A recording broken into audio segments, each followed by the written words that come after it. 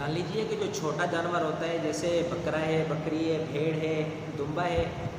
تو اس کے اندر ایک سے زائد افراد شریک نہیں ہو سکتے، ایک ہی افراد کی طرف سے اس کو قربان کیا جا سکتا ہے۔ لیکن جو بڑے جانور ہیں جیسے گائے ہے، اسی طرح جو ہے وہ بھینس ہے، اسی طرح اونٹ ہے،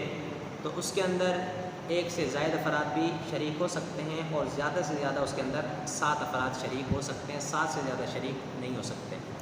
لیکن جان لیجئے کہ یہ جو 7 افراد شریک ہوئے ہیں سب کی اسی سال کی قربانی ہونا ضروری ہے، یعنی جو 7 افراد شریک ہوئے ہیں ان میں سے کوئی ایسا نہ ہو کہ جس کی یہ نیت ہو کہ پچھلے سال میری قربانی رہ گئی تھی تو وہ اس سال میں قربانی کر رہا ہوں، تو اس ایک بندے کی وجہ سے کسی کی بھی قربانی کرنا جائز نہیں ہوگا۔ اور اسی طرح جو جانور میں اجتماعی قربانی ہوتی ہے تو اس میں 7 افراد شریک ہوتے ہیں، تو ان کے اندر بھی کسی کی یہ نیت نہ ہو یا کسی کا یہ ارادہ نہ ہو کہ بس مجھے گوشت چاہیے، مجھے قربانی سے مقصد نہیں ہے، اور اگر ایسا کریں گے تو پھر بھی کسی کی قربانی کرنا جائز نہیں ہوگا۔ تو اجتماعی قربانی میں اکثر ایسا ہوتا ہے کہ ایسے لوگ شریک ہوتے ہیں کہ جن کے مذہب کا پتہ نہیں ہوتا، تو جو بد مذہب ہیں یعنی کہ جیسے قادیانی ہیں، شیعہ ہیں، رافضی، تو اگر اجتماعی قربانی میں وہ شریک ہوں تو پھر قربانی کسی کی بھی نہیں ہوگی۔ لہٰذا اجتماعی قربانی میں اگر حصہ ڈال رہے ہیں تو اس سے پہلے یہ معلوم کرنا لازمی ہے کہ ہمارے جو حصے دار ہیں، ہماری جو گائے ہے 1 نمبر، 2 نمبر، 10 نمبر، 20 نمبر جو بھی ہے، اس کے اندر جو افراد شریک ہے کہ کیا ان میں کوئی قادیانی تو نہیں ہے، اور ان میں کوئی شیعہ اور رافضی تو نہیں ہے، ان کے اندر کوئی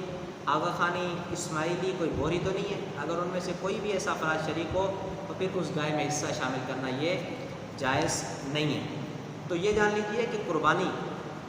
یہ ایک تقرب کی ایک صورت ہے، اور جو قربانی کرنے والے افراد ہیں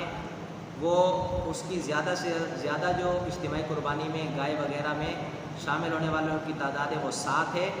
اور یہ ضروری نہیں ہے کہ سب قربانی والے ہی ہوں، بلکہ کوئی ایسا بھی ہو سکتا ہے کہ جس پر جو نا وہ حج وغیرہ میں کوئی جنایت لازمی آئی ہو، دم لازم آیا ہو، اس کی وجہ سے وہ قربانی کے اس حصے میں اس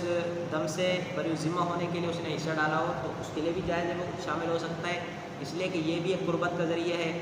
اور اگر کوئی عقیقے والا ہے تو وہ بھی قربانی کے جانور میں اجتماعی قربانی میں شریک ہو سکتا ہے، اس عقیقے والے کی وجہ سے کسی کی قربانی جائز نہ ہو ایسا نہیں ہے، بلکہ سب کی قربانی جائز ہوگی۔ اور عقیقہ کرنا بھی دراصل یہ بھی ایک تقرب کی ایک صورت ہے، تو اس کا قربانی کرنے والے کے ساتھ عقیقے والا اگر شامل ہو جائے تو اس کے لیے کوئی مسئلہ